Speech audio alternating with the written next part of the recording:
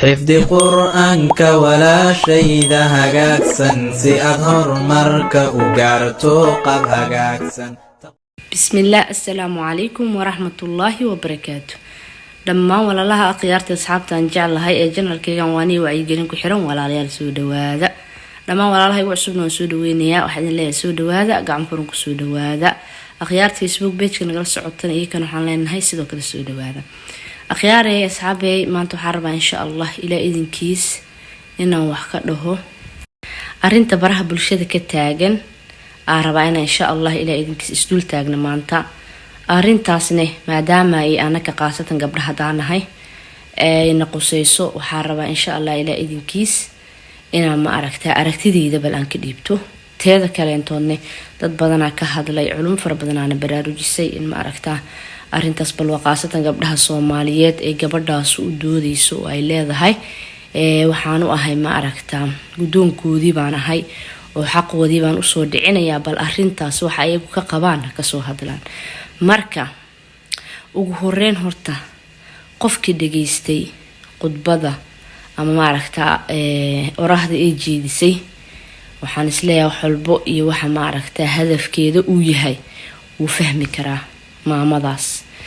ka soo gudub intii aadan ma aragtaa horta waxa laga hadlaya aadan baarinne waxa kugu adkaanayso horta inaad fahantid xeerkan jinsiga ee ma aragtaa la isla dhaxmaray wuxuu yahay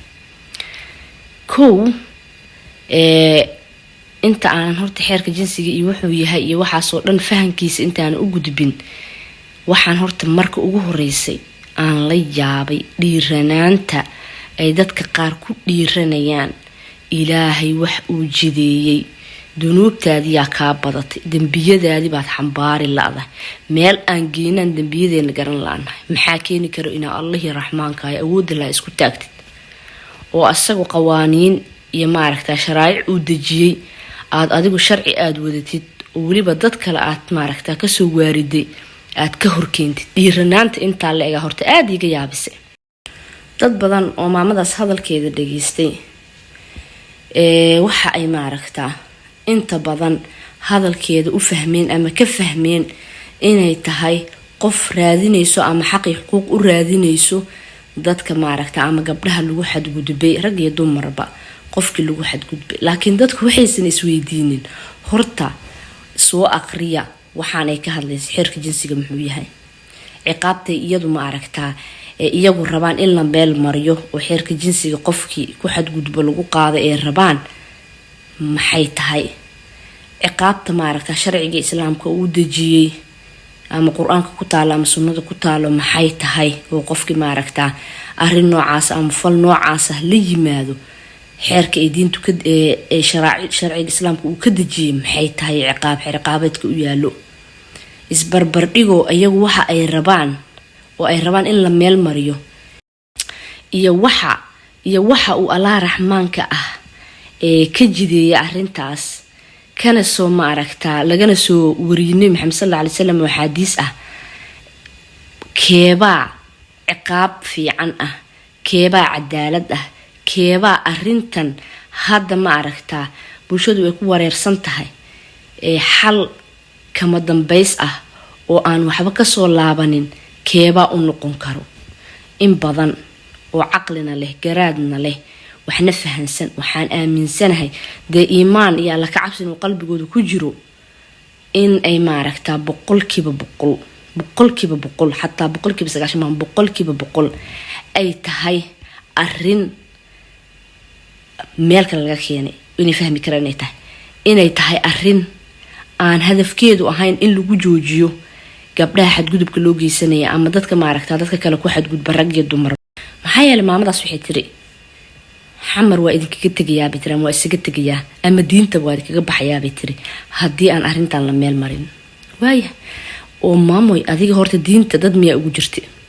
gabi ahaan dadka eelada diinta way ka baxayaan horta diinta madaday u haysteen mid kale isweydiin waxay tahay diinta horta ma aday dan ku tahay ma inaga dan noo tahay maso anaga iyada dan u ah waxa hadal ka taagnin diintu horta sideedaba anaga dan noo tahay anagu diinta dan u manihin waayo diintan Ilaahay ba soo dejiyay ilaahay baana ma aragtaa ballan qaaday ina ilaa maalinta qiyaamo aysan dunidu ka suuleynin dad muslin ah oo muslimiin ah nool oo ma aragtaa ilaahay raxmaanka caabudayo oo ilaahay raxmaanka ma aragtaa waajibaadkiisa u qumayo marka sida la ajliga diintan horta anaga uma baahayda nooma baahnay anaga u baahan taas horta waa taas oo diinta anaga dan ugu jirtaa tan kale aan la yaabana waxay tahay maamadaas waxay tiri qof islaam ma ahay diin baa liigu soo barbaariyay quraanka 114 waa rumaysanahay wax quraanka ilaahay ma aragtaa ka hor imaanayna mar rab inaan jideeyo waayahay maxaa marka adigu kugu wato inaa ma aragtaa sina banaysid ilaa waa sina la baneeyay xirkiisa qofka soo aqriyay ciqaabaydkan ay wadaan qofkii soo aqriyay qaabku u qoran yahay kaliya ba argagax ka qabanaysteed kalentood waxa kale ila leeyahay mudan hadii aad adigu leedahay aniga diinta wax ku qoran ma diidani diintii baaba mar hore kaaga dajisay waxay ku ahayd inaad soo qaadatid xeerka ay diintu ka dajiso aad tiraahdo xeerkan hala meel mariyo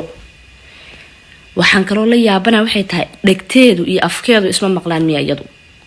waxay ku leedahay diinta wax aniga ku saabsan ka hor imaan mayo hadana diintii xeerkeedii ma ahana xeer kale wadataa subhanallahi wal iyad billahi rabbil alamin horta arimahaas oo dhan waxa weeyaan arimo ay haboontahay in la istul taago waana arimo ay haboontahay gabdhuhu inay fahmaan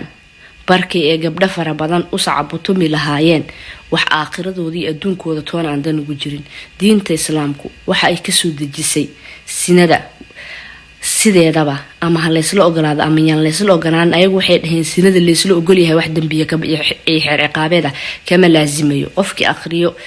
waxyaabaha ay soo bandhigeen wuu arki karaa insha Allah waxaan isku dayaa inaan meeshan soo saaro waxay dhaheen waxay ayadu leysla ogol yahay la sameeyo wax dhiba ma laha maysan dhihinoo bidabdi saas uma saqiixin laakiin hadalkooda qofkii wax garad uu ka dhadhansan karaa balse tii aan leysla ogoleen waxay dhaheen ugu badnaan 25 sano xariga ugu yaraana 10 sano bal 10 sano iyo 25 sano wax intee in la eg weeyaan waa wax la tiriiso maahan 10 sano qofka marka la xiray xabsi la geliyo waxaan ku leeyahay uu soo nasto uu soo laaban kadibna muxuu bartiisiba hawshiisu ka bilaabaya laakiin Allah raxmaanka ah muxuu 1400 dheeraad sano ka hor fooqa 7 samaawaad ka soo dajiyay muxuu se ka yiri nabi maxamed sallallahu alayhi wasallam gabadhi ama ma aragtaa qofki jinsi si xad gudub ah loola dhaqmo laba arin baa laga soo dajiyay hadii had waxay u doodaysaa waa gabdhe hadii gabadha la kufsaday qaab xoog ah ama ma aragtaa qasab ah oo hubi wax loo qaatay lagu kufsadane in qofkaas la dilo oo qudha laga jaro diinta islaamku taas ay qabtaa culimada dhageysta hadii laakiin qofkan uusan ma aragtaa maxay toole aysan xoog u dhicin ayagu walow aysan ku darin badee taas ay qorshaha ugu jirin badee ayagu sinadu aysan ma aragtaa hawshooduba ahayn la waxa gabi ahaanba waa sidee hadii laakiin leysla ogol yahay sinadaasne hada sinada leysla ogol yahayne waxa ay ciqaabta ka dhalanay suuratu nuur ay ku jirtaayo cid walba way ka dharagsantaa in hadii guur uu soo marayne dhagax lagu dilayo hadii aysan guur soo marina labadoodaba in maxay haytoole la karbaashiyo waliba qalqiga ilaahiyo dhan la horkeenay halkaana lagu karbaashiyo xabsina waliba loogu darayo keeba adag intaas oo ciqaaba qofka la mariyay keebuusa faldambiyeedkaas haduu u bareeri laaxata ama kii u bareeri la uu kaga joogsanaya iyo inta 10 sano la soo xiro oo 25 ama 25 sano ugu badnaa wali 25 sano adigu 10 sano iyo 5 sano meesha ku qoreen faanteen in la soo xiro aqliga saliimka ah iyo dadka ma aragtay ahlu garaadka iyo ahlu uquulka ay fahmi karaan waxa wanaagsan wayna fahmi karaan